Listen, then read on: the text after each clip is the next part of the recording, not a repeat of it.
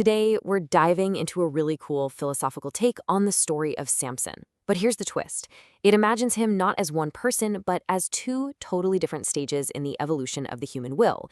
It's a way for us to really dig into two very different kinds of power. And that brings us right to the heart of it. The big question this whole parable is built around.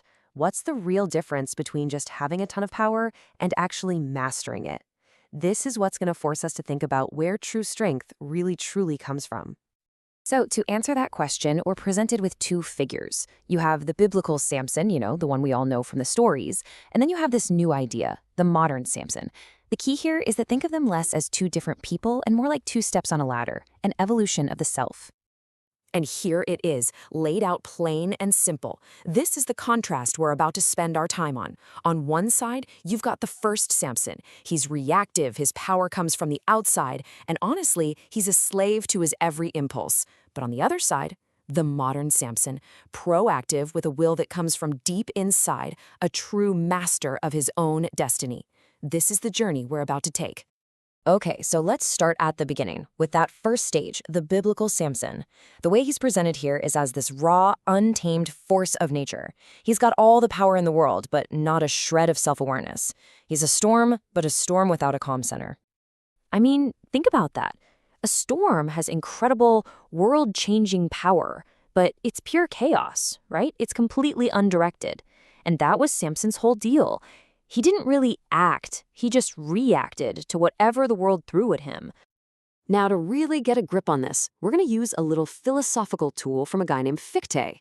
He made this distinction between the I, which is basically our conscious self, who we are, and the not I, which is, well, everything else. The world, other people, even our own raw desires. For that first Samson, his whole life was just one big, violent collision with the not I. So the key thing to get here is that this biblical Samson is stuck in a state of just blindly reacting to that not I. His enemies poke him, he strikes back. His amazing power isn't really his own. It's some kind of external gift that's tied to his hair, something that, can be taken away. He's like a lion that can roar and cause chaos. But he lacks that deep self-awareness to truly stand there and declare, I am. All right, so now we get to see the evolution. This is where we meet the modern Samson, and he represents this huge shift to a self-conscious I. And this isn't just about getting physically stronger, it's about a complete and total overhaul of the will itself. Okay, this right here, this is the absolute turning point. The biblical Samson saw his vow as a rule forced on him from some outside power, but the modern Samson, he looks at the exact same vow and sees something totally different. He sees it as a choice, a limitation he places upon himself for a much greater purpose. And this brings us right back to Fichte's idea of a shranka, which just means a boundary. See, his whole point was that an I can only really define itself through focused action. And to have focused action, you need a boundary. So a boundary, like Samson's vow, isn't a prison at all. It's the very thing that creates focus. And from that focus comes real power. I absolutely love this metaphor. The original Samson was like scattered lightning. Yeah, powerful, but all over the place. Totally chaotic. By willingly choosing his vow as a form of self-discipline, the modern Samson takes all that raw energy and focuses it into a powerful, precise laser. He's literally creating his own power through limitation. But this way of thinking goes even deeper. The modern Samson doesn't just, accept his limitations.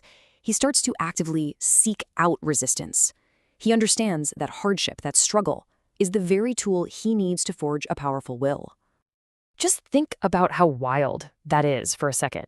He's not praying for an easy life. He's not asking for his challenges to disappear.